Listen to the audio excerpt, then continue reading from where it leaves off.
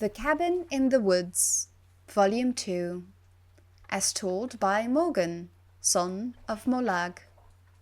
A tale of a soldier and a sobbing ghost.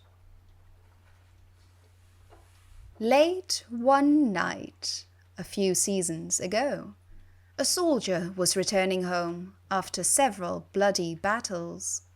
He decided he would save some gold and decided to cross the pine forest on foot. The first day of his journey was rather uneventful. The soldier stuck to the main path and kept a brisk pace. When it started getting dark, he set up his bedroll, built a small fire, and cooked up some rabbit he had caught. A fine day indeed, he thought to himself as he fell asleep. Partway through the evening, the soldier was woken up by soft sobbing in the distance.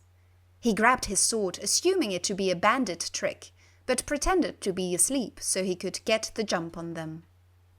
After a few minutes, the sobbing started moving away from his camp until he could no longer hear it. For the rest of the night, he slept with one eye open. Day 2, the soldier awoke from what rotten sleep he could catch and started off through the forest at a quicker pace, intending to put distance between himself and whatever he had heard last night. As the day went on, it began to rain heavy, so the soldier built himself a little shelter for the evening so he could remain dry while he slept. It took him a little longer to fall asleep with thoughts of the previous night fresh in his mind, but he eventually slept.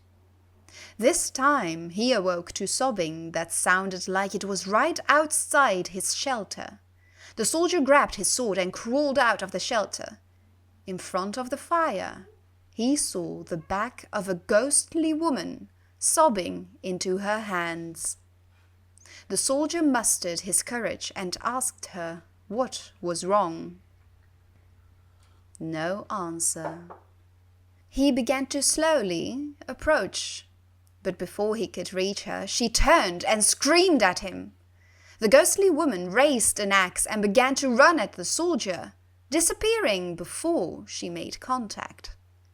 The soldier took off into the night with just his sword in hand. He ran until the first light of dawn, where he started down the road again, as fast as he could move. The third day was bright and sunny, but the soldier, rattled and sleepless, didn't even notice. He moved as fast as he could, trying to get through the forest before nightfall. As darkness began to fall, he saw a cabin just off the road and thought to himself it would be a good place to hunker down for the night. After arriving at the cabin, he spent some time blocking the doors and windows. Nothing would get in. Despite his preparations, he could not sleep. He sat in what used to be the cabin's bedroom, staring at the barricaded door, shaking. Eventually, he could keep his eyes open no longer and fell asleep.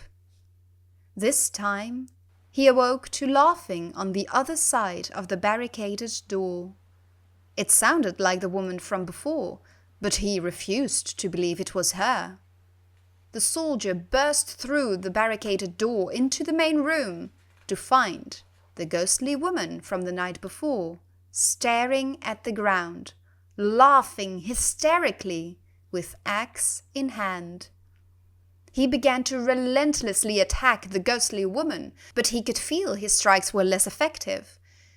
He used a scroll of firebolt, which drew a scream from her, and she exploded, disappearing. The ordeal was over.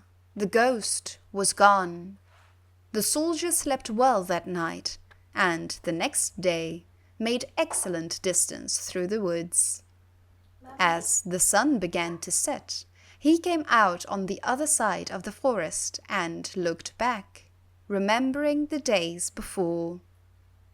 As he turned and started walking away from the woods, he could swear he heard the sobbing again.